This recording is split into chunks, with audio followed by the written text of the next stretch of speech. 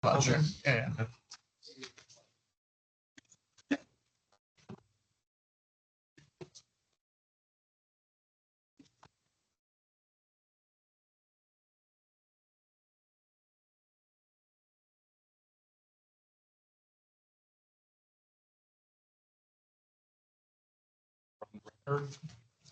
Good morning.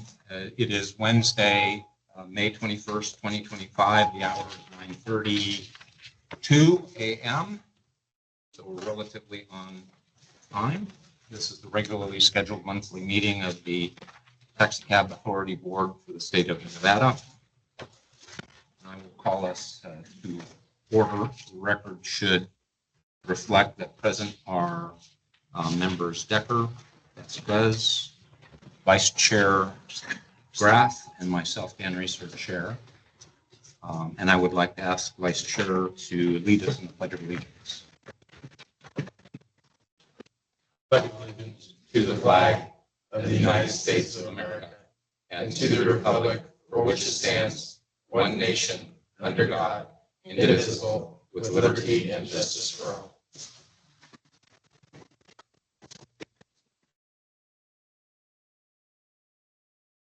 The record should reflect that Member Wheatley, I do know, has business with the state legislature as it's winding down, so I don't know if he's otherwise unable to attend. If so, we should reflect in the record that he's excused. Upon review of affidavit of publication and notices, it appears to me that this meeting has been properly noticed and posted in accordance with RS 241, the Nevada Open Meeting Law. Madam Secretary, do you concur? Yes. Is that a yes? Yes. Okay. Our second item of business this morning is public comment. This matter is set on our agenda pursuant to the Open Meeting Law for opportunity for members of the public to address us on matters that are within our jurisdiction. We may not take action on any of those matters today, but we certainly welcome members of the public to provide us any input on matters they think that should come to the attention of the board or the authority. Is there any member of the public present in the room in Las Vegas, Nevada, that would like to address us? Seeing no public comment in the room, Madam Secretary, is there anybody remotely participating that would like to participate? No. Okay. Before I close public comment, I have two items. First, to welcome Member Vasquez to the board. Also, I want to thank publicly former Vice Chair Don Soderberg for his service on the board. Soderberg has agreed to take a expanding role on another commission with as chair for the governor on workforce, total state workforce development, and has a lot of tasks there. And his departure opened up a seat for my reappointment. So be careful what you wish for, I guess, is what I've told people. But anyway, thank Don. I've worked with Don for over 30 years as a former law partner of mine, and I very much appreciate his service and assistance as vice chair. Does any other member of the board or the administrator have any other public comment? The only thing I would say is just a big thank you to Vice Chair Soderberg. He's been a rock star ever since I've been here, and I enjoyed working with him tremendously. And welcome back. No, thanks. Anything else? Okay, we'll close agenda item 2, public comment. Agenda item 3 is election of chair, vice chair, until the appointment by the governor of such matters. On Monday, the governor appointed Member Graff as the vice chair by letter, and same day the governor asked me to resume my role as chair of the board. So this matter is handled by the governor's office. Thank you very much, Governor Lombardo. Any comment, questions, debate? Just we send your comments to the Capitol? Yeah, okay. Very good. We'll close agenda item 3. Agenda item 4 is approval of the meeting of April 16 board minutes. I will not be able to vote on this matter. I will sign if the members who were present believe that it is a fair record of the minutes. Are there any, a copy has been made available to us for review. Are there any changes, additions, or comments? Yep. No? Were you present? I was not, sir. You was, okay. So this is going to be a 2-person roadshow. We need a motion and a second. Motion. Second. All those in favor signify by saying aye. Aye. The record should reflect Vasquez and Reeser abstaining. That closes agenda item 4. Agenda item 5 is approval of the minutes of the April 16 Taxicab workshop. Solicit comments on amending, repealing regulations and determine the impact of proposed regulations on small business. Those minutes have been made available. Were you present? Okay, so this is another one of those where Member Graff and Member Decker will have to handle the matter because I wasn't present either. I'll move to approve those minutes. And I'll second. Those in favor signify by saying aye. Aye. The record should reflect approval with Member Vasquez and Reeser abstaining. Takes us to agenda item 6, industry discussion. This matter is on our agenda for purposes of soliciting any comments or suggestions from members of the industry, any concerns they have or other proposals they think should be considered by the board going forward. Is there any member of the industry who wishes to address us in the room in Las Vegas? Seeing everybody is racing up to talk to us. Is there any member of the industry participating remotely who wishes to address us? No. Okay. That'll close agenda item 6. Agenda item 7 is on the agenda for a discussion of whether to continue to require certificate holders to install distress lights on taxicabs and helicopter aerial cab numbers on the roofs of the cab. Administrator, any presentation or background that we should consider? Sure. I believe in the binder there is an order from back in 1998, and in reading through it, the gist of it is they thought it was a good idea, but there was discussion on whether or not to have just a light or an actual sign that said "Call police." They tabled it, and I don't, as far as I can tell, they never got back to it. And in my since our last board meeting, I reached out to basically most of the law enforcement agencies in the valley. I sent emails to them explaining what the situation was, talking about the helicopter numbers and the distress light, and never heard back from any of them. I ended up calling Metro. I called their PIO, or I'm sorry, their PIO in the COP unit. None of them knew what the green distress light was.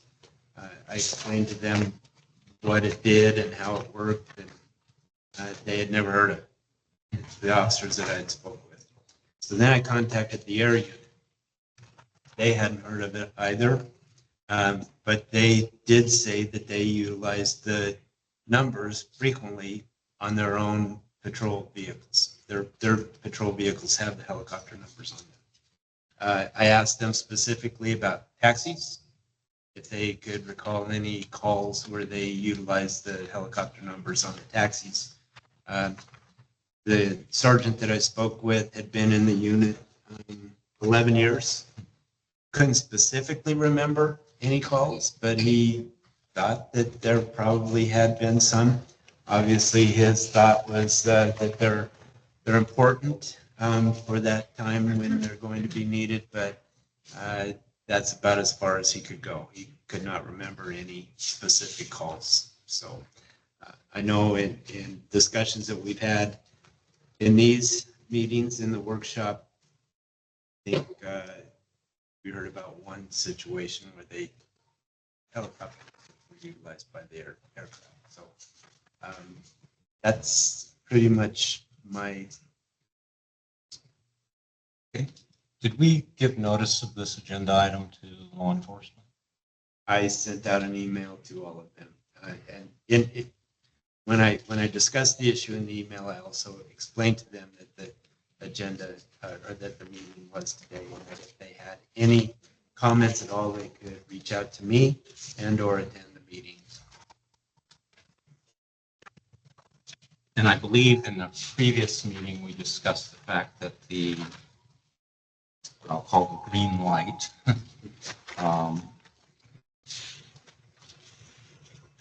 technologically has been replaced. Correct? I mean, there is technology that has replaced the need for the green light. Yeah, I think with GPS, I mean, every meter has GPS in it, and they can narrow it down very close to a cab with GPS. The other thing is they have a distress that they can push, and the meter will open up so you can hear everything that's going on inside the cab. I don't know that there is one fail-safe situation, whether it's the helicopter numbers or this new technology that's going to save every situation. The helicopter may be down and not up and running, or maybe with the open mic, you're not going to understand exactly what's going on inside the cab either. Like I said in our last meeting, I'm not inclined to make cab companies do one of these, but I feel that they are good safety matters that I would hope that the companies would certainly consider to continue. Before I bring it to the board, I'm just going to see if any member of the industry wants to address us on this particular matter.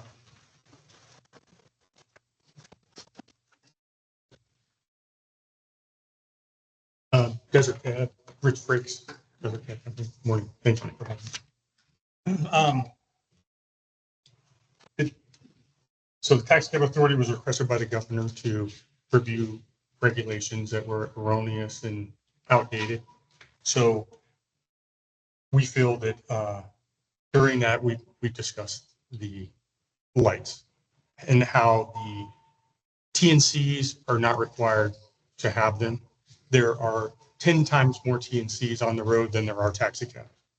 None of them have to have green lights or helicopter numbers on their cars. They don't have to be inspected every day. They don't have to report accidents when there's an accident. There's a lot of other things that we have to do that they don't have to do. There's a lot of more transportation in Las Vegas. There's limousines, buses, SUVs that are driving all over the city that have CPACN numbers that don't require them to have any numbers or any identification except for the name on the side of the car. So we feel that these regulations are outdated and that we have new technology that are way superior than the number on the roof or the light on the top of the car with the GPS and the cameras that are in the car. I mean, the GPS and the cameras just make good business sense to us. So we think that having this extra work that we have to do, extra cost for us, just prohibits us from doing other things for the cab, the industry, to make our industry healthy. Any questions?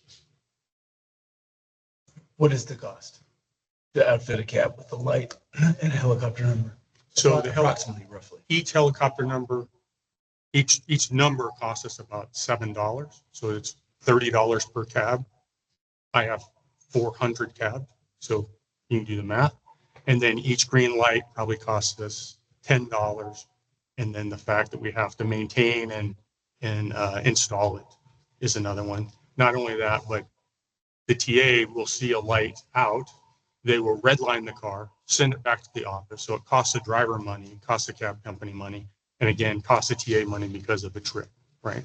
So there's other, factors in there that we don't, that you can't quantify. No. Thank you. Anybody else wish to provide testimony or information on this matter? Okay, I'll bring it back to the board. Comment, then a question. So, Metro is the only law enforcement agency in Southern Nevada that has helicopter. So Metro is the only agency that would care about the helicopter numbers, and I think that's interesting feedback. Have you talked to? I mean, it's a driver safety issue. Have you talked to the drivers union, or do they have a position on this? I have not talked to the drivers union. Just I wonder if there's anybody here from the driver union that. Is there any representative of the drivers union present?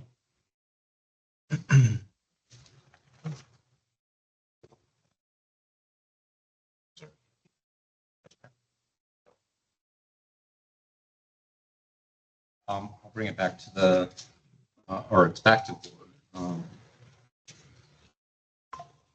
I am sympathetic with the elimination of this requirement, not because I think safety isn't important, but because I think that in this day and age, the other safety protocols and procedures and technology that are in the cabs, which I regularly use. And I keep on waving at myself, on the camera, whatever. I think those technologies make a lot of sense and are superior to what the authority was considering in 1998.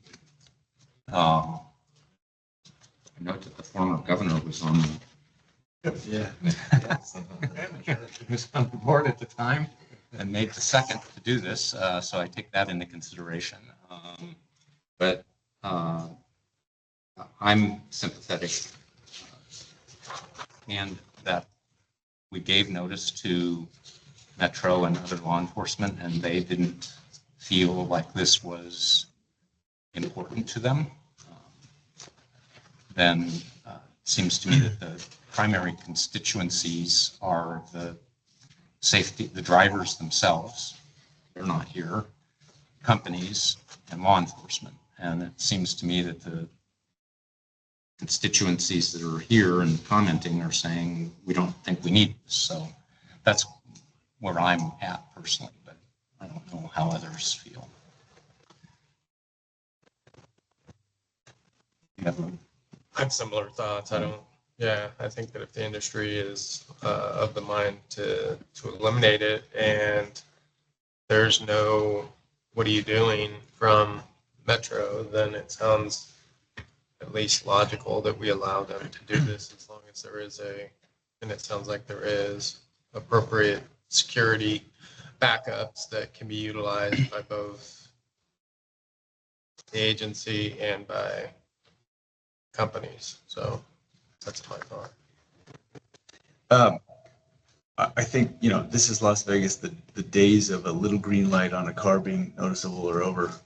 So I completely understand eliminating the light, especially if it hasn't been used and Metro doesn't even know what it means, or at least the people you talk to don't know what it means. Find that shocking, but I'm old. So I'm a little more concerned about the helicopter numbers, though. Regardless of GPS, it's much easier for an air unit to find a vehicle with helicopter numbers, and that's who it's for. It's not for the company, it's not for the driver, it's not for law enforcement on the ground, it's for an air unit. But if you talk to an air unit and they don't remember an incident where it was used, then I suppose you have to weigh how important it is. Also, I would mention that this is not a regulation that these be included. This is an order from 1998, which means that if we rescind that order, we still have latitude at some point, if someone comes in from Metro Air and says, hey, this is critically important, to revisit it. So for those reasons, I would be supportive of eliminating the light in that one. Reviews? I concur with you. And 27 years ago, I think technology has come a long, long ways. I was still in middle school at the time. So just based on that reason alone, I agree with you all. I'll, if there's no further board discussion, I'll entertain a motion.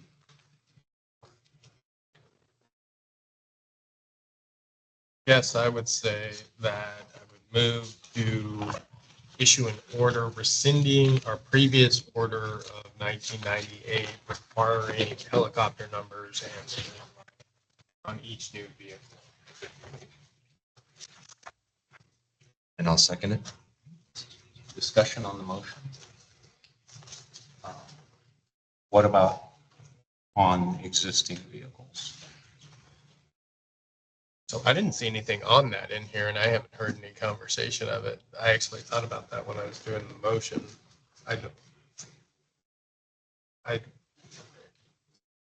If the order is rescinded, then that's a going forward thing. But the existing cars, I mean, my thought would be leave it up to them. It's probably an expense to have them moved.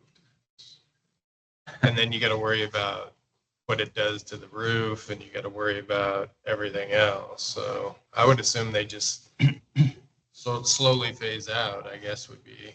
And I'm seeing some heads nodding by the industry members. So, Okay.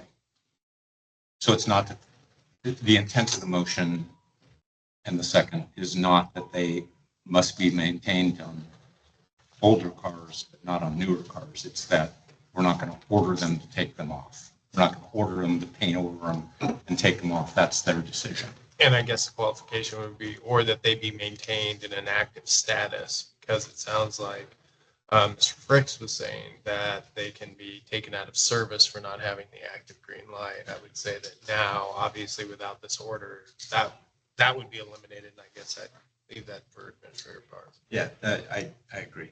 Okay. Any other comment on the intent of the motion in a second? Mr. Chairman, Cheryl Gibbons for Z-Trip. Please. Cheryl Gibbons for Z-Trip, Whittlesey and Henderson. Just a point of clarification. One of the expenses that we have is if the vehicle's helicopter numbers are damaged due to an auto accident, then those need to be replaced. Are you telling us now that those, if damaged, do not need to be replaced? Yes, we're saying that it's up to you whether you take, if a cab is equipped, the intent of the order is, based on the motion, is that if you want to take the green light off, that's fine. If it costs you more money to take it off than leave it on, that's fine. If you want to paint over the number, that's fine. If the number goes away for some other reason, that's fine. Thank you. Yeah. I would, Am I correctly stating? Yes. I think so. To be clear, we're eliminating the requirement for the helicopter numbers and the light, but we're not directing the companies to eliminate the light. Right. Yeah. Excuse me. Sorry. Any further comment on the motion? Okay. All those in favor signify by saying aye. Aye. Those opposed? Unanimously adopted.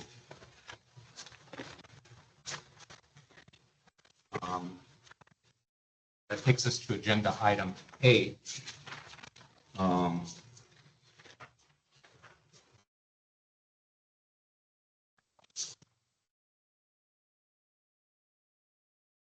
this matter is on our agenda, and the Attorney General will correct me if I'm wrong, by reason of the fact that we are preparing to go into rulemaking. And so because we are preparing to go into rulemaking, this public comment is taken relative to that rulemaking, because we have a final public comment session that is on the whole agenda, correct? Dak just listed it. That is correct. Yeah, this is specifically for next agenda item. Right, okay. So agenda item 8 is on the calendar for the taking of public comment relative to the adoption of regulations and the public hearing that we will conduct in connection therewith. We invite members of the public who wish to comment on this to provide any input they would like to at this time on agenda item 9 and 10. So is there any member of the public who wishes to address us on agenda items 9 and 10? Seeing none in the room, is there anybody participating remotely who wishes to address us on agenda item 9? No. Close public comment under agenda item 8. That takes us to agenda item 9, which is the public hearing for notice of intent to act upon regulations, to adopt temporary regulations, to temporarily amend regulations, to temporarily repeal regulations from Chapter 706 of the Nevada Administrative Code as relates to the Nevada Taxicab Authority, NAC 706-450 et sec.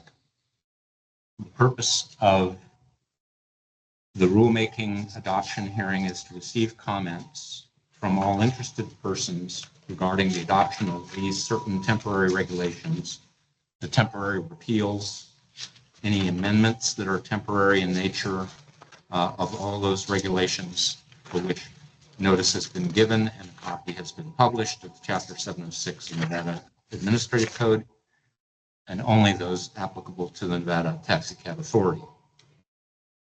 A public notice of intent was published in this matter, and I've reviewed that, and it appears to be in proper form and content, and was published.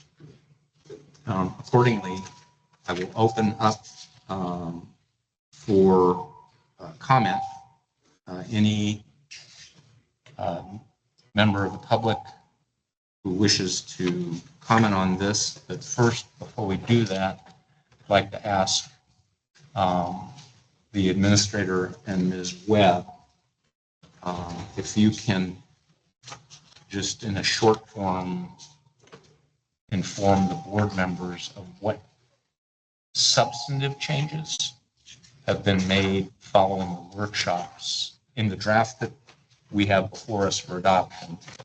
What changes were made following the workshops that are of substance? I'm not particularly concerned. Others might be about comments, and I know there were formatting issues and that kind of thing, but substantive changes. Thank you, Chair. I'm going to defer. I'm going to call a friend. And, You need a lifeline? Yeah, a lifeline, yeah. And let Ms. Webb go ahead and go over that. There were not that many, and I'm looking at the minutes from the April 16th workshop that are in your binder. And we did update 486 regarding display the taxi cab unit numbers within each taxi cab for the passengers, and displaying both front fenders in the left rear and block letters 4 inches high. I did want to say with respect to 465, we had that at our 2 industry informal discussion, and we had it at the workshops. For some reason, I think my computer really messed up one weekend. It didn't get in the original packet, so I added it back in. They had been discussed at length. And as far as revising our procedural rules, I did work with Ms. Rushton regarding those, and we added the NAC references for the NTA. That you're recommending That we are adoption by recommending reference? Adoption by reference, yes. And those are in the binder as well.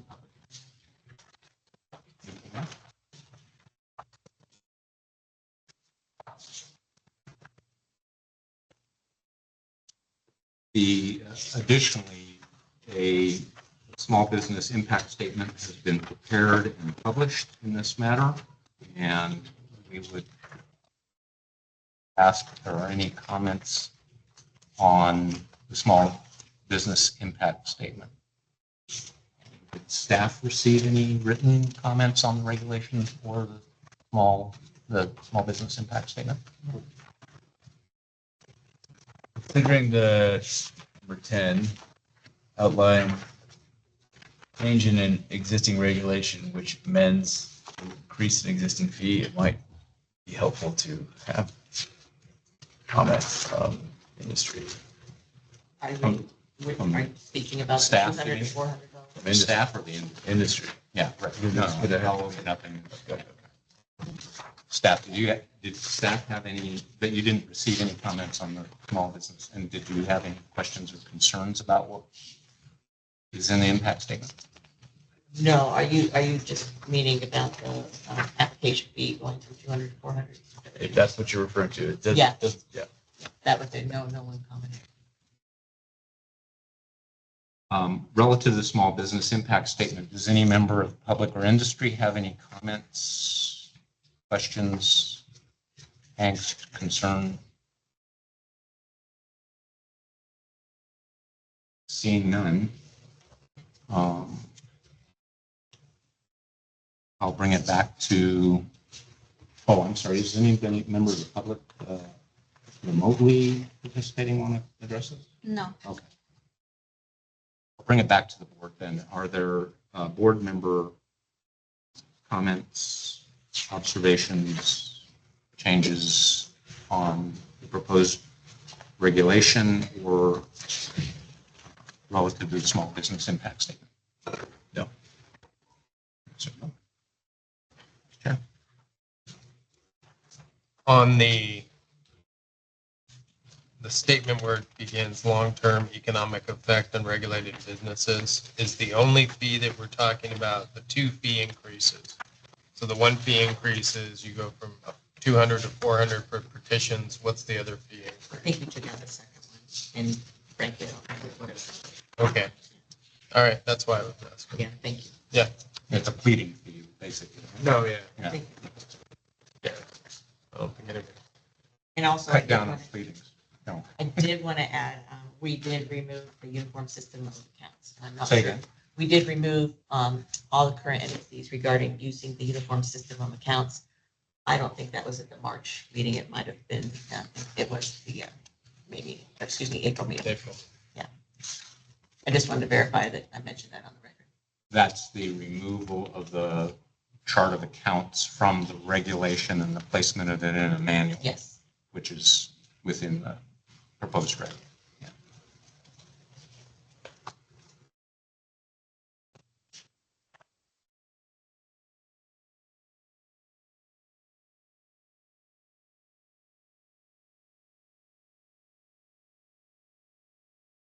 So there's no, I'm just confirming, no motion necessary, no member of the board feels the necessity of making a motion to make any modifications to the rules as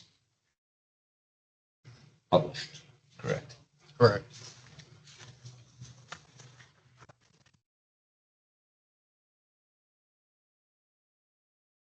I think that we don't need to take action if there's not a change, right? I think you need to adopt them. No, that's number 10, though. That's the adoption. I'm just saying, we've done the public comment. We don't, are the public hearing under 9. I'm going to defer to division council because I'm a little confused as to why it was noticed twice on the agenda. But I think I thought they were 2 different. Yeah, 2 different notices. And so I think as long as everyone's okay with the way it's written, we could go to adoption. Okay. Which would be item number 10. Yes. Yeah. Okay. Yeah, I don't think action is necessary on 9 because we'll be doing the adoption. For that reason, I'm going to close agenda item 9 and open up agenda item 10, which is the public hearing to actually adopt the temporary regulations, temporary amendments to regulations, temporary repeal of regulations from Chapter 706 related to the Nevada Taxicab Authority, all those within the Nevada Administrative Code. The purpose of this agenda item is to actually take action on the adoption of the temporary regulations as more fully discussed just previous agenda item 9, as were discussed at a workshop in April and a workshop in March, and in public hearings that were conducted in March. And perhaps adopt the following provisions from the NTA. Pardon? Adopt the following provisions from the NTA. Right. But those are also in the draft. Those are in the draft regulations. They're attached as a separate document. So we're acting on two. We'll take separate motions. We're acting on two items. The first would be to move, if there is so inclination, to adopt the proposed amendments, repeals, and revisions, all of which are temporary in nature because we're in a legislative session. And those include the changes that we have seen in the proposed administrative code sections in 706 that are applicable to us. Those include the adoption of a rule that will provide that we adopt a manual for the book of accounts. So all of the book of accounts rules will come out of the NAC, and they will be in a book, they'll be in a manual that we will adopt going forward. So there'll be a small hiatus here where that process has to be done, come back on another agenda. So that is the first item. And then a second item, separate motion, the adoption by reference to the selected procedural rules of the NTA, which we can do by an existing regulation. We're allowed to do by an existing regulation. I'd entertain a motion on the first item.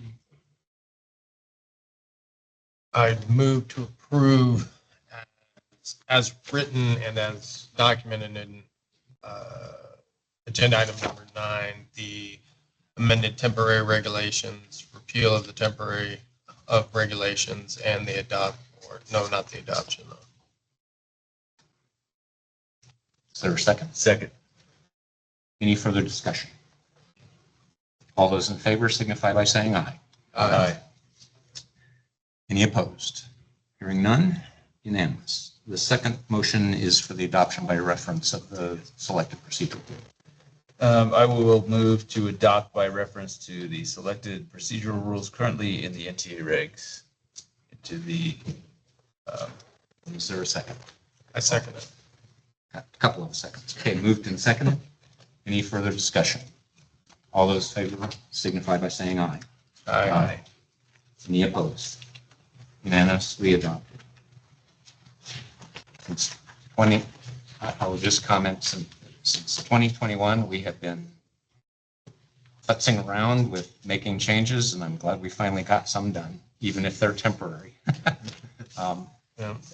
Just as a final on agenda item 10, it's my understanding Ms. Webb will be communicating notice of this to Legislative Council and to the Secretary of State, and then we will promptly thereafter file such documents as are necessary to make these permanent when the time period permits for that.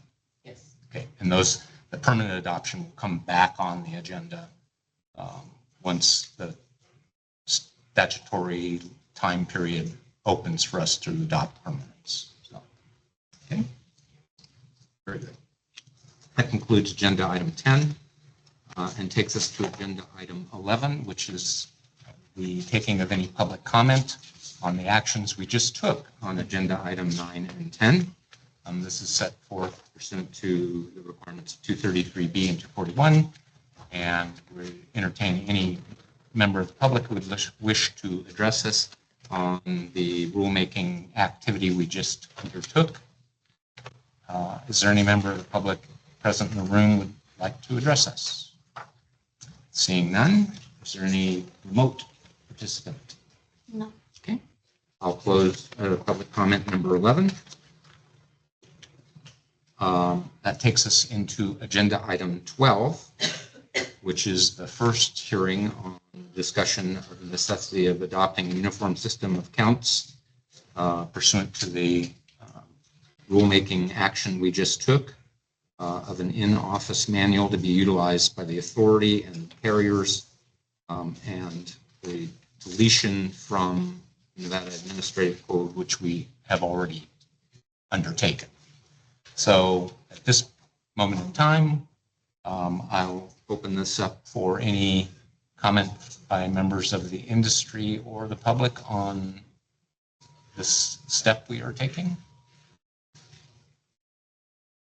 I think it a fair characterization to put on the record what I did when we made the, when I suggested we undertake this, which is we're basically copying a procedure that is used by a number of agencies relative to accounting matters and requests for submission of RFPs and those types of things, where there needs to be more flexibility than a rulemaking, and where we're dealing with accounting rules that can change based on AICP or GAAP changes that are outside the government's role.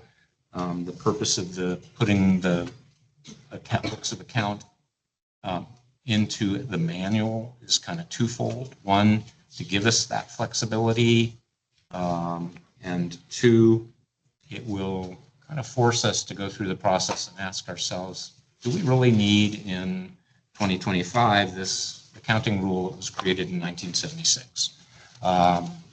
So I think those are the two kind of conceptual things that are in front of us. So I'll open it up if there's any member of the industry, again, that wants to tell us this is a good idea or a bad idea.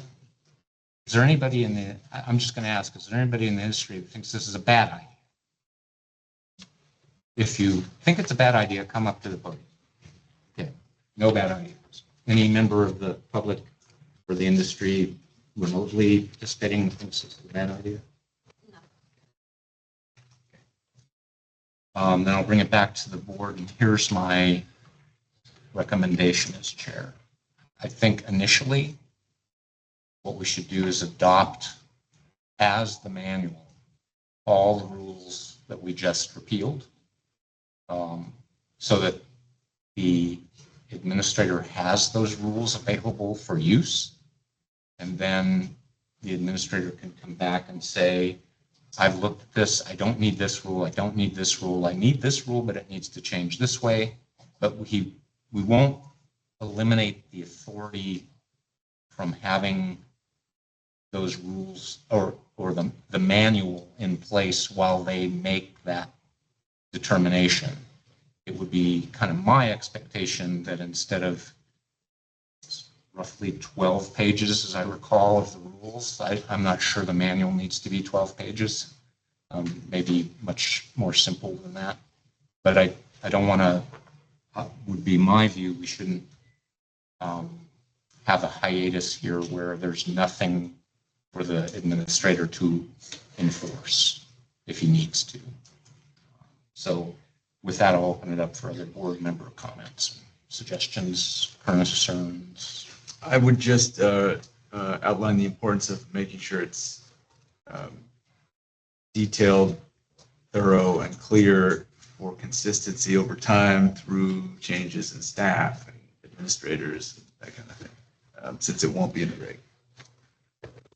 So that it's a living document that has relevance from administration to administration. Right, Yeah. it can't be interpreted in various ways depending on who's looking at it. Yeah.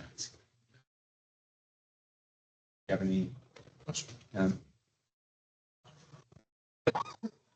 Just, I guess, more of a question than anything. How are we envisioning that the manual gets amended in the future? Is it by formal notice and change, or is it by the administrator? No, by the regulation that we just adopted. We fashioned that, as I previously stated, on actually a NDOT regulation, which is for different kinds of manuals, like the example is right-of-way. When you Right. allow somebody to use right-of-way, they do this by a manual they've adopted. So the Attorney General's office can correct me if I miss something on this. The LCB and 233B require that if you create a manual, it still has to come back to the board to adopt it and to make changes. So there is a notice and comment period that opens up and then it comes back on the agenda. It's not to eliminate government transparency. It is to eliminate the delay that is occasioned by having to do a rulemaking. So example, if GAP were to change to say we don't record, we record only 26% of the value of a car put into service as opposed to 100%. We don't have to wait a year to go through the rulemaking process to make that change to the accounting rules. So it has that flexibility, but it does not change transparency. Does that? No, that's what I want to make sure. Sure, that- on the record. Yeah. Anything else? Would you like me to make a motion? Yeah, I would love them. I move to adopt as the interim manual all rules that we just repealed for the administrator to review and reference in composing a manual to be utilized by the Taxicab Authority and certificated carriers. Is there a second? I'll second it. Been moved and seconded, and those rules are the ones cited in agenda item 12, just for the record, 706-558 through 855. Any further discussion? Hearing none, all those in favor signify by saying aye. Aye. Aye. All opposed? Unanimous. Thank you. Takes us to agenda item 13, report of the administrator on the status of the appointment of a hearing officer, interventions, pre-hearing tasks regarding the amended application of Desert Cab Company to adjust taxi cab charges to include a 50-cent pass-through software license charge incurred as a result of a negotiated license agreement with Captain and third-party patent owner IVSCIP LLC on every taxi trip. Thank you, Chairman. I think I'd be easiest if I just took the middle person out of this and let Ms. Webb explain what the update is. Okay, great. This is what's gone on since the last board meeting, and we had a pre-hearing conference on April 23. The order from that is in the binder. We have another one today at 2 o'clock. Discovery should be ongoing. Today is the deadline for the list of experts in pre-filed testimony. And we did allow out-of-state attorneys to practice, in this case, Robert Yorio and Kent Brian Bathurst on behalf of Kent. We set the actual hearing date for the middle of September, September 17th after that board meeting, and 18th and 19th, that's the Wednesday, Thursday, Friday. So we can always change that if you need me to. Today would be a great day to know if that fits in your schedule, so I can change it at the pre-hearing conference. Can you say that date again? 17, 18, 19 September. So do you know if you're available? Yes, sir. Oh, you are? I blocked it out. Okay. I'm good. I blocked it out. Rebecca? I will be available. You will be available? Yes. Okay, so we know we have a quorum at this point. And are you saying that pre-filed testimony is not due today, it's due June 18th? The initial list of experts in pre-filed testimony today, The expert witness disclosures, is that? disclosures and any pre-filed testimony Oh, today. and the pre-filed of the experts. Yeah, I Okay. told them if they didn't already know who their experts were last month, and they're kind of behind the ball, so. So, nudge. And I noted from public filings, just for, correct me if I'm wrong, it appears that the parties have all identified what they believe the issues of law and fact are for the hearings.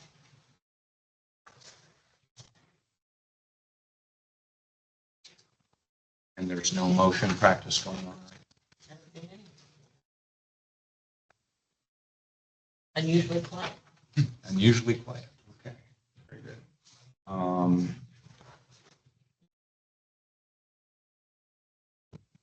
Any other questions from board members on status of that matter? Great. I will close item 13. Something near and dear to the administrator's heart. Agenda item 15 is our continued fiscal discussion on Taxicab Authority upcoming biennium 2026-27 budget closing report, which was provided to us so that we have some frame of reference as to what's going on with the budget. Administrators. Thank you, Chair. My budget close, I believe, is April 30th. I think that I had updated you guys that some of the positions in my agency were being looked at, being taken. I ended up losing 3 law enforcement positions, one of those being a supervisor. I also lost a AA2 position. There's some other things that the TAP program that we fund, the funds for that were dropped to $200,000. And there's some other things that within the closing of the budget that our agency is going to suffer from. Having said that, there were a couple of things that came out in the budget closing, and I'd like to specifically read a couple of different portions of that budget on page 34, down at the bottom. It talks about the technology fee. I felt the important part of this is it says the technology fee, which is currently set at 5 cents per trip, can be revised as determined by the Taxicab Authority. And then on page 35, at the very bottom, it says that the LCB, in consultation with the legal division of the Legislative Council Bureau, based upon the current statutory language, it appears that the technology fee revenue may be used generally to defray the costs of regulating taxicabs in the county in which the certificate holder operates a taxicab business, but that the revenue does not have to specifically be used for technological improvements and safety. So what that tells me is we may have an opportunity to raise the tech fee, and obviously that is something that I want to speak with the industry about. I have spoken with the LOA and approached the subject just this week, and if you don't mind, I would like to have Ms. Rushton come up, if she doesn't mind, to speak about this matter as well. Good morning, Chair, members of the Authority Board. For the record, I'm Kimberly Maxim Rushton with the law firm Cooper Levinson, appearing on behalf of the Livery Operators Association. Consistent with Administrator Park's comments, during the budget closing, the TA did lose, or they were cut, the 3 enforcement positions along with the AA position.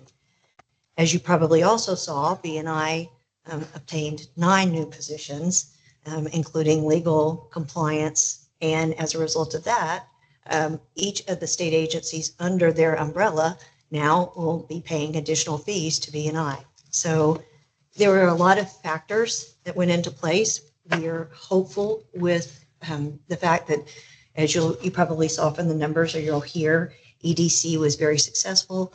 The cab rides were up as a result of the surcharge. The drivers were happy, they made money. In addition to that, we have the pilot program that we're working through specifically in order to, again, drive up the cab numbers.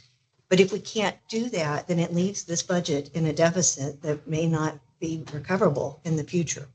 So one of the things that Administrator Park and I talked about was, one, the ability for this board to make decisions to increase the tech fee. There's also been prior discussions, as you recall, about possibly considering amending the zone rates in order to, again, supplement the budget. So those two things are just, again, initial options and considerations. But Chairman and members of the board, I think we're slated in August to consider rates. In light of what was just reported relative to the captain matter and the fact that that hearing will not take place until September, I'm wondering if we should continue the rate case, because we've got now a possible 50-cent increase on the meter rate. There's a proposal that possibly will increase the technology fee or the zone rates.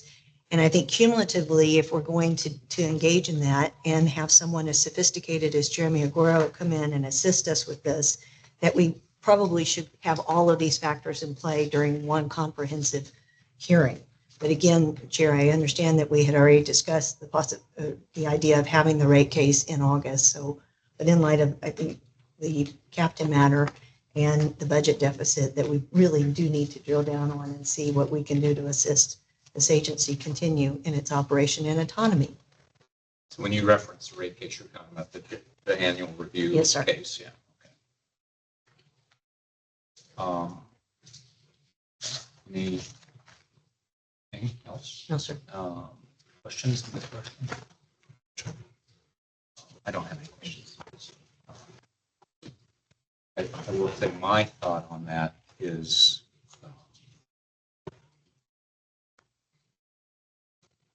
I recognize that there are two different levers there going on.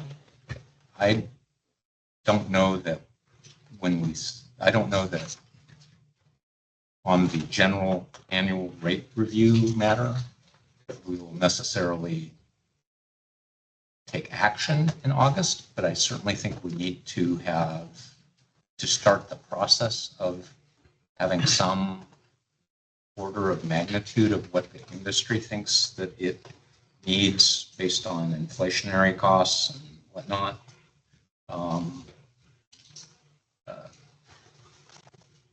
And I understand Ms. Rushton's point that the following month we may or may not approve a 50-cent rate increase for a different purpose. But I don't know that that means we don't start the taking of information in August about the general rate review that needs to be undertaken. Because adding to the tech fee, there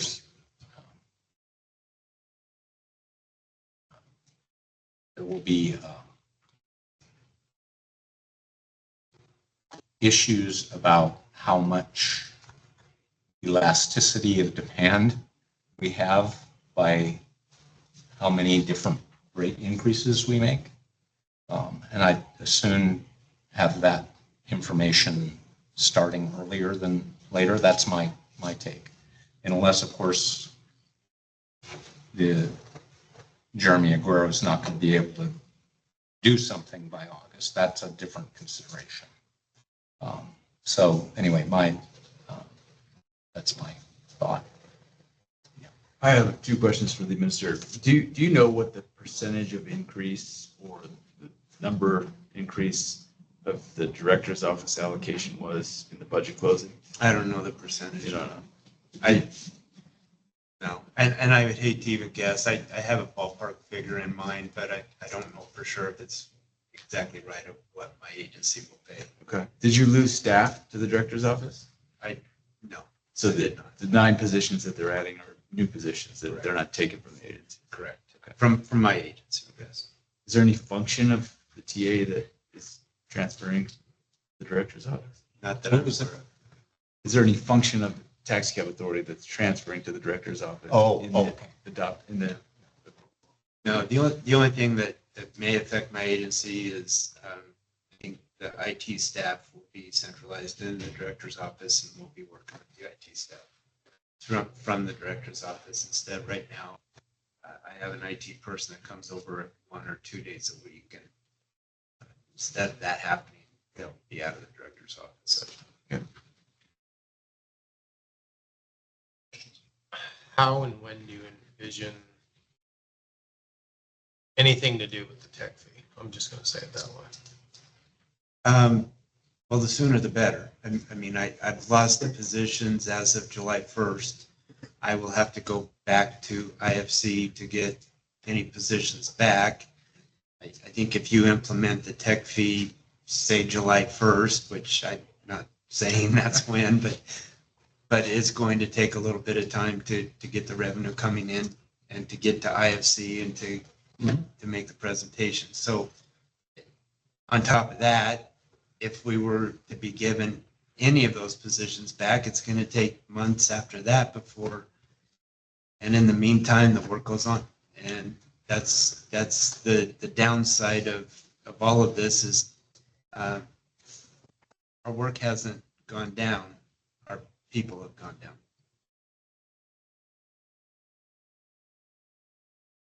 So I guess my question was a little bit more technical, and I'm trying to get it in the timing aspect for this, right? We have trials all the time, and you want to say, okay, I've got that one in June, that one in September, that one in October, that sort of thing, and I'm trying to like logically put this in. And I don't think that it has to be any order. And Ms. Rushton, I appreciate her trying to juggle that calendar accordingly, but I want to make sure that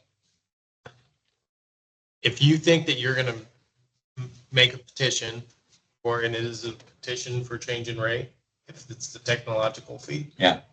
Okay, so then do you envision, it sounds like, this is our May meeting, so it sounds like you're going to be trying to put that on the agenda for June, right? Am I being presumptuous here? Well, we'll see. I had the same thought was, Okay. could you be prepared to put a request in front of us on the June agenda as to what you want the tech fee to go up to cover your. This is not, I want to call it a dilemma, but it's not really a dilemma. But I need to make sure that the industry is fully in support of this. Once I Well, that's get what that, litigation in front of the board's for. well, so the sooner I can have conversations with the industry and Ms. Rushton to get this pinned down, I would love to have this in front of you guys in June. Well, didn't we have a chance for the industry to talk about this? And I guess my question would be is if anybody in the industry does have a problem with the technological fee, talk now.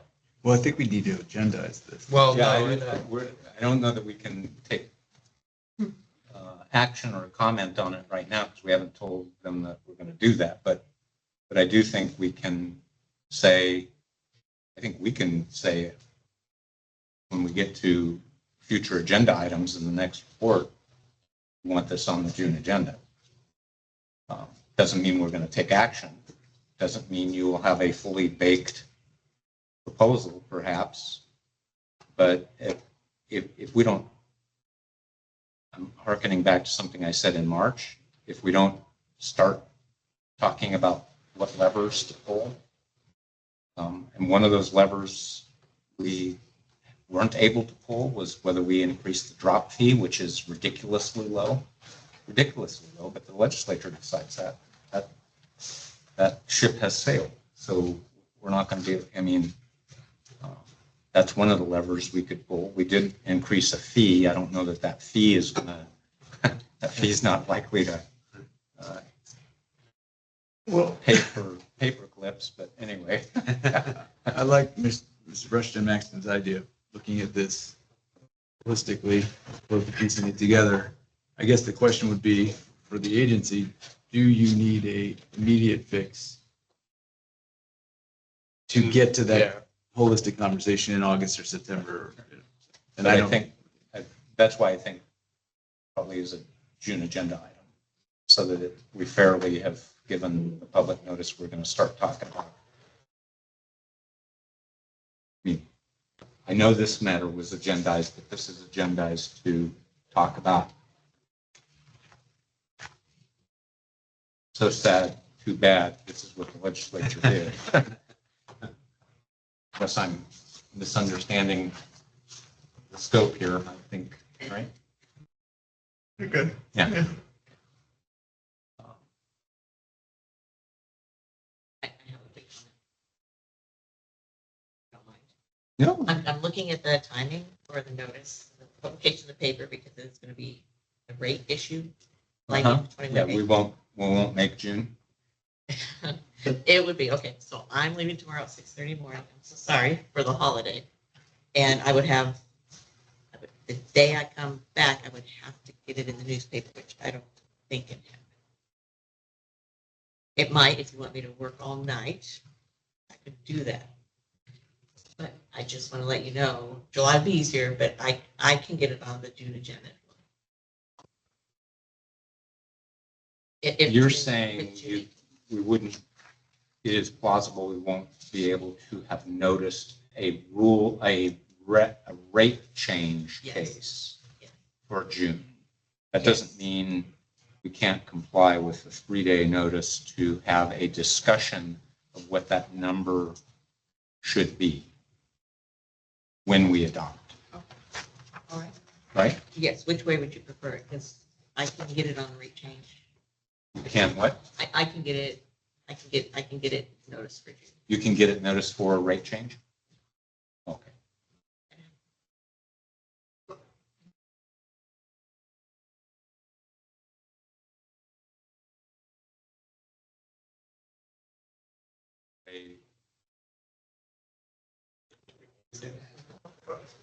Do we need what? We have an agenda item. We're not on that agenda item, but we can take things out of order. We have an agenda item for future agenda items. I'm not worried about whether we're straying there. Somebody else at me over there, so. Right. Is there a reason, I guess the question I have of the board members, is there a reason not to agendize it so we could adopt a rate? Doesn't mean we have to adopt a rate. Right. I mean, I think it's up to the agency to determine what their financial needs are and decide whether they Right. want us to look at something. And from reading that budget, it sounds like in the second year, you're at a deficit. But So- not immediately. Not immediately. So I think, There's time, yeah, so I think doing it as a. other than the loss of the positions. Well, and And you're not losing anybody, right? You lost, that's what the testimony was, or the discussion was at the last hearing. You're not losing anybody, you're just not gaining those people Three that you. positions. well, the Thought you were gonna positions have. were there. We just did not have people in those positions through attrition. Nobody's losing a job. No, Nobody's getting no, fired. they are not. But I will tell you that the TAP program is suffering. Which? The TAP, the Oh, yeah. Taxi Assistance Program. That is How? suffering because I'm not paying the same amount to that program as I was. The allocation was cut. The Yeah, allocation. okay. Yeah, because we lost 100,000 in that. Yeah, a little more Right. than that, but yeah, And that's immediate. that is, July 1. yeah. But that's the immediate money that helps you. That's money you don't have to pay to them. It does. Yeah. Yeah, Oh, I get it. yeah, there's two different Right. sides to that. Yeah. Well, and don't get me wrong, I am supportive of that program, but it sounds like legislators made a policy decision about what the priorities were, Right. right? And I'm not gonna, I don't want to be in that office, and I'm not going to second guess those policy decisions. So I get your dilemma, but to quote a school teacher friend of mine, not my monkey, not my circus.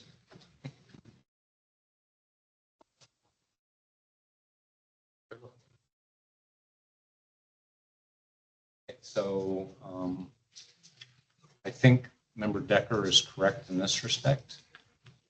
You are cordially invited to put on the agenda whatever you think you want to put on there. If it's an adoption of a rate, I need you to follow whatever noticing. If it's something more akin to a kumbaya session about what are we going to do here, that's fine too. But we'll let you be the master of that direction. Thank you. And it'll be your decision as to whether Ms. Webb works online. Anything else on this item? Board members? Staff? No? That takes us to agenda item 15, staff. Thank you, Chair.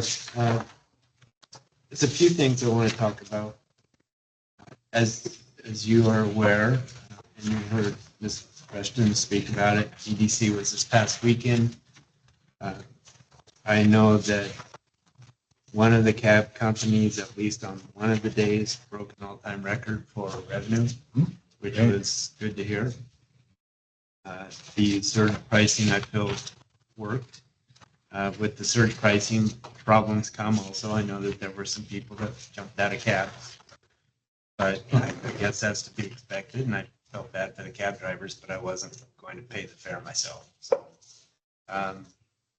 I did check surge pricing on one of the TNC companies at a couple of different times while I was out there all night long, and saw that their pricing was around $170 with the surge, or with the, I'm sorry? One way, one step. Yes, yeah.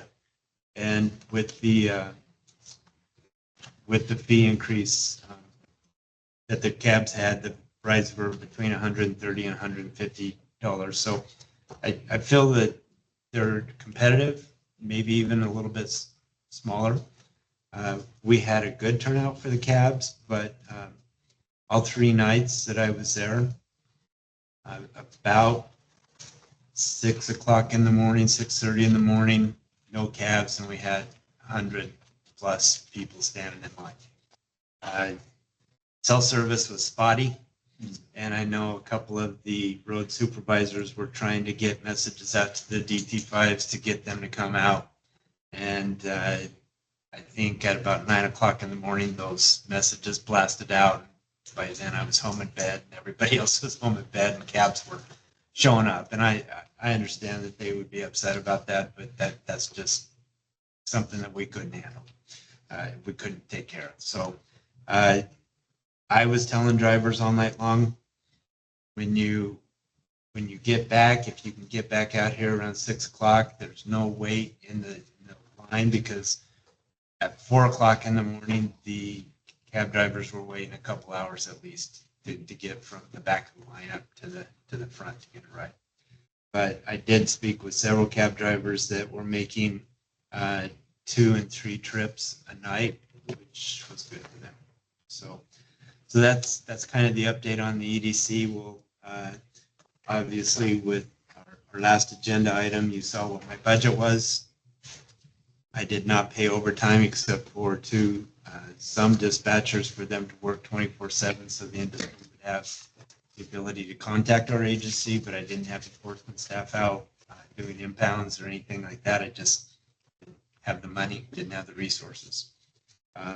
Hopefully that changes next year, because there is certainly a lot of illegal activity that's going on out there at EDC. So anyway, the next. Can I ask a question? Yes, please. So to the safety issue, did you have any impression about, were we making a substantial dent in people wandering down highways? Yeah, I did not have any of those type of complaints at all. Obviously, with 150 to 175,000 people out there, there's going to be some people that decide to stray out into the roads. But around the taxi stand area, very impressed with how it's been put together and how it flows. The TNCs were close, but not too close. And it seemed like people flowed to both TNCs and the taxis very well, and I didn't see any of those type of safety issues. So, and I'm happy to answer any other questions on EDC if anybody has any. Do we know if the numbers were up at EDC or were they in I attendance? I believe that they were up, but I had heard that before the actual event had taken place by how many tickets had been purchased. So I don't know what the percentage is or anything like that. Do the companies keep track of rides from the event? I believe so. Or do we know if those numbers are right? I don't know. But again, I know that at least on one day, one of the cab companies had an all-time record for revenue. Right. I'm just wondering what the trips were. Yeah. Okay. Yeah. Any other questions on EDC? We'll have more numbers next. The next thing I want to talk about is I have been in discussions with the airport. As you know, I've talked about the WAVE vehicle, the wheelchair accessible vehicles, especially out at the airport, providing the service out there for people that need the WAVE vehicles. I have come up with a plan, and the airport has agreed to implement this plan where a WAVE vehicle doesn't have to stop at the pit. It can go up on top and park in the pickup areas. If they park there and they don't get a wheelchair or a person that needs a WAVE vehicle, when it becomes their time, then they can just take the next ride up. But the incentive is that they don't have to pass through and there's a couple of different staging areas. I think this is probably the first time the industry's heard me talk about this. I'm going to get an email out to them to show them exactly how this works, but it's a process that I think has some benefits to people that want to drive WAVE vehicles. And the process will allow better service for wheelchair accessible needs. So more to come on that as we start the implementation of that, and hopefully we'll crack it, be able to get a better fit for that. So any questions on that?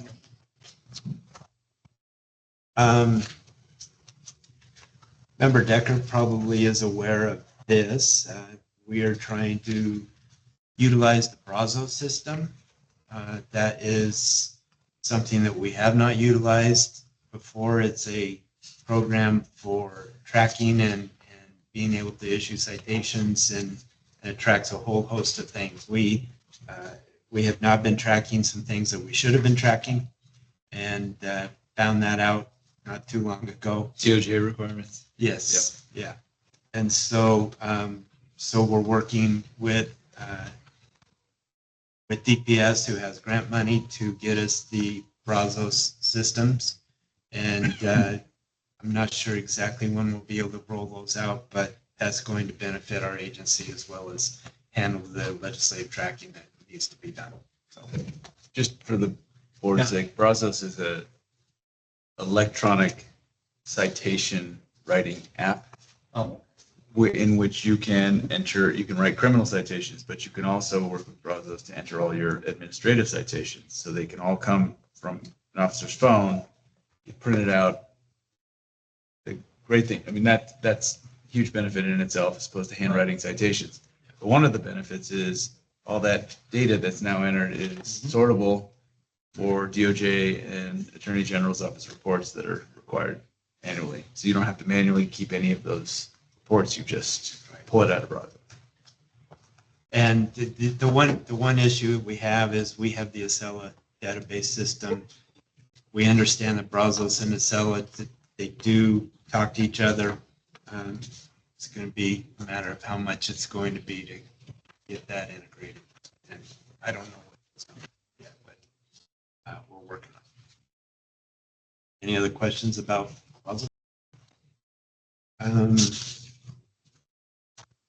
We were visited by the director's office last week, and it was a good thing. Curtis Mel, our management analyst too, was given an award signed by the governor, or a certificate signed by the governor. And without going into all the details, I'll just tell you that Curtis has taken on so many different projects, from radios for our dispatch center to our enforcement officers. He's got that system running. A year ago, our guys couldn't hardly use the radio system because it was so bad. But Curtis jumped in outside of his scope of work and took over that project, and we're up and running. Not to say we don't have a few problems here and there, but Curtis is on it, and he's taking care of that. The Acela project, we're upgrading that. He's jumped in and done that too. And again, a lot of this stuff is outside of his scope of what he does as a management analyst too. He also oversees the front end staff for the driver permitting. And to make it short, Curtis is well deserved of the certificate of appreciation that he received from the governor's office that the director gave us last week. So just wanted to publicly recognize him. The other employee that I'd like to publicly recognize is Danielle Hofstetler. She has a 10-year certificate now. She's been with the state for 10 years. Just very proud of her, and we're very happy to have her in our dispatch center. And with that, I will get into some statistics unless you guys have some questions of where we've been. So, one of the statistics that isn't always in the book, and I'm not sure if it's ever been in the book, but since August of last year, we're up about 400 drivers from where we were of August last year. To me, that's a good sign. And I'm glad to see that more drivers are coming into the industry. I don't have a reason for that. I don't know if it's because of the TNC issues or whatever, but we're happy to have any drivers coming into this. If I can interrupt you, Mr. Park. So we've discussed this before. It may have been longer ago than I think, but these reports are created by you and your office. I want to invite you to make them as pertinent as you want, change them, include that information in your future reports. They're not fixed by us or by the agency, and I would prefer that you feel free to adjust them to include information like that you think is important. Well, I think that's awesome because they'll probably be about 2 or 3 pages long instead of 10 or 15. There you go. The monthly trips, we were at a little over 1,163,000, almost to 162. So that was a good sign. I keep thinking back to February where we didn't even reach 1 million trips, and for a lot of different reasons that we've already discussed. But the revenue, I believe, $19.99 per ride. It's a little bit down from where we were last year, but I think we had the gas surcharge on last year, so that's probably the reason for that. It's the same thing with police revenue per trip. The monthly combined trip comparison, again, February was horrible for us, but I think comparing it to last year, some of that is the Super Bowl that we had the year before. We didn't have this year. I'm going to skip through the lease decals, 1,936. The medallions doesn't ever change, 3,530. And then into the agency stats, I'm proud of our enforcement staff. They've again been doing things minus some positions. But in April, we had 98 citations. We had 4 impounds. So the number of resolved violations were 96. Again, I'm so proud of our staff for getting that many violations resolved. We don't spend a lot of time in contested hearings. The accidents are always an issue. We had 296 compared to March, 280, but they're always fairly consistent with we didn't have a huge amount that went over from last month's. Dispatch events, they were down a little bit. We had 861 compared to last month, which is always a good thing. And I did want to bring up too in EDC, very few complaints. We had very, very few complaints. I talked to our head dispatcher and EDC, it ran really smooth. And so I was pleased to hear about that. The monthly vehicle report, it's always very consistent. And again, to remember Decker's point, I think some of this stuff, unless there's things changing on a big way, I'm going to cut some of this statistical stuff down. Over 3,100 cabs in service. I'm excited to see that. I think when I came in as the administrator a little over a year ago, we weren't even to 3,000. To see us gain cabs, I think is a good thing. Happy to answer any questions that you may have about anything that I've covered. I kind of took up a little bit of time, but happy to answer any questions. I would just comment your enforcement numbers are up. They must be doing a great job. So kudos to them. Yeah.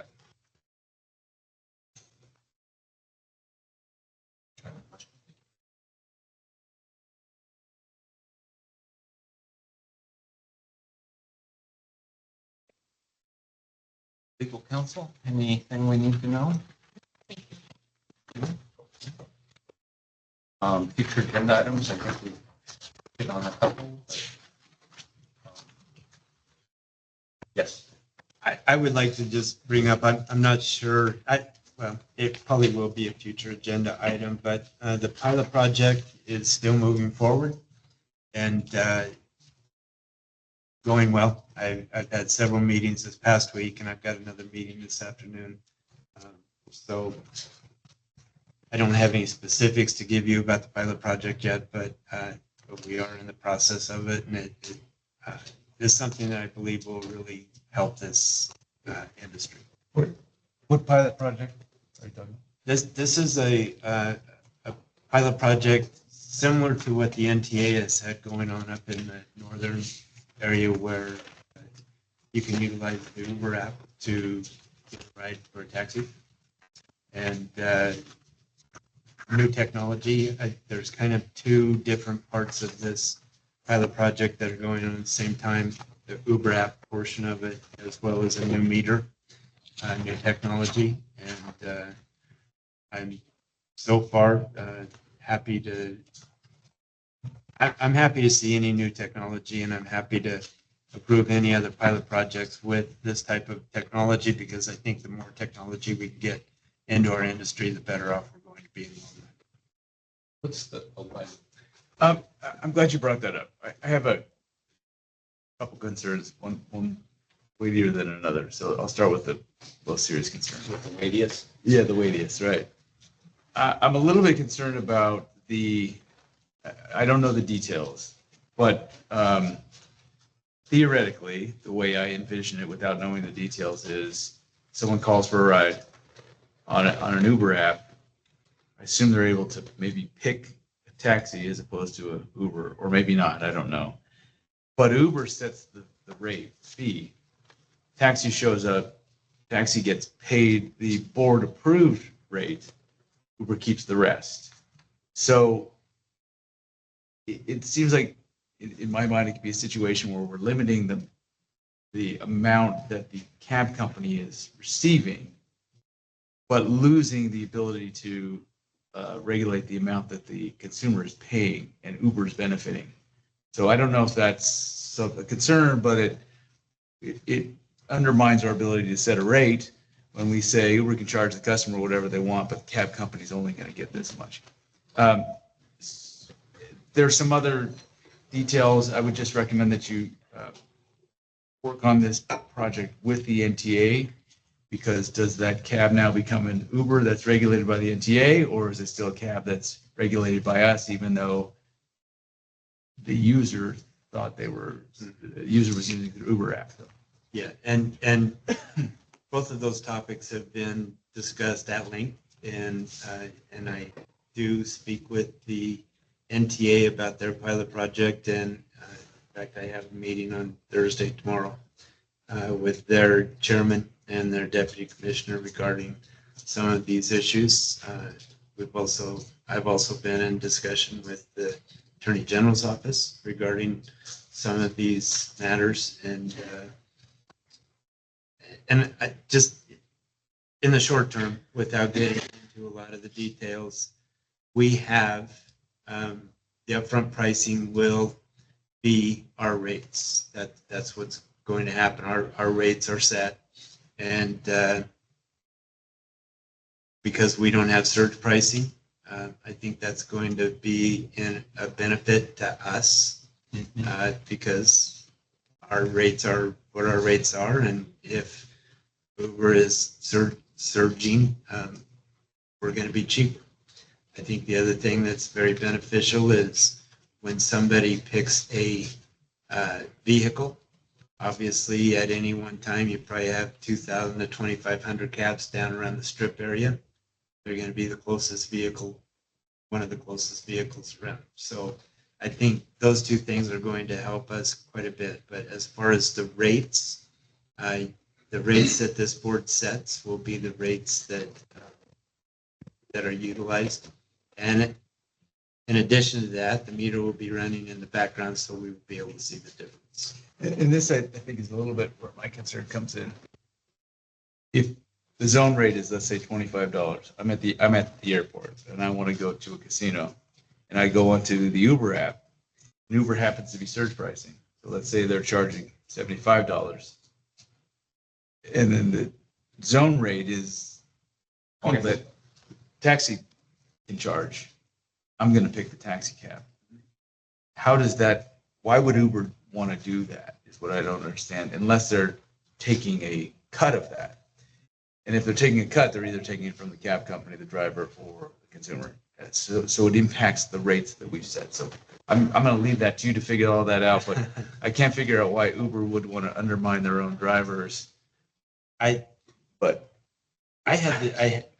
When I first was talking about this, I had the same questions. Again, without getting into the weeds on this, I'll just tell you that You're working on it. we're working. Cool. That's all right. So my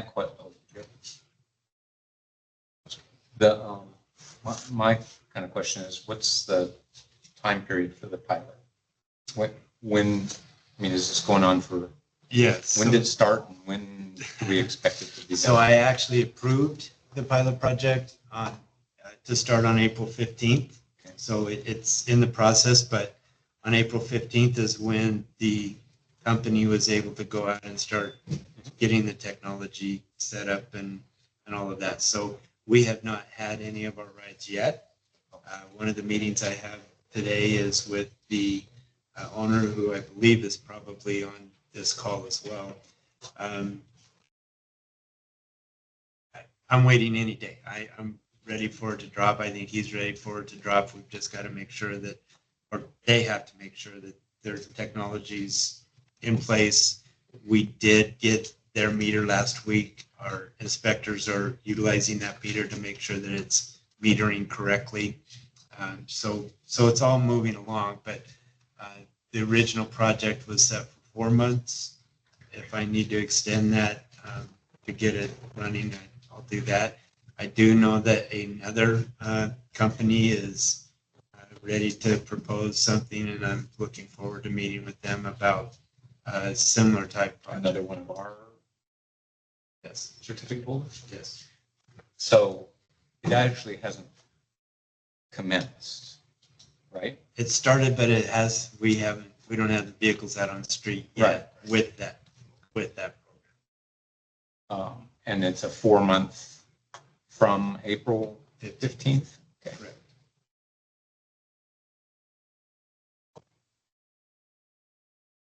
Any other questions? No, it's a pilot. Okay. So to my thinking, that means September-ish, we'll probably have something on the agenda. Possibly, yes. Yeah. The other two items that we did identify is the budget-related matter that you're going to bring back and the accounting manual, right? Those are the other two items I had as future agenda items. Is there any other future agenda item anybody needs, wants, desires? Well, with that, then we'll close agenda item 15 and go to agenda item 16, which is our final public comment session. If we have more public comment, the better.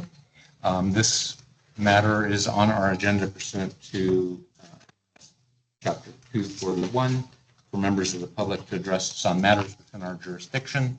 We can't take action on matters brought to our attention at this time, but we would welcome members of the public if they wish to address us at this time. Is there anybody present in the room in Las Vegas that would like to provide public comment at this time? Seeing or hearing none, is there anybody remotely who wants to make a comment? Okay, we'll close that public comment session. That takes us to agenda item 17, which is adjournment. I'll entertain a motion. So moved. I'll second. Been moved and seconded to adjourn. All those in favor signify by saying aye. Aye. Thank you very much. That goes off.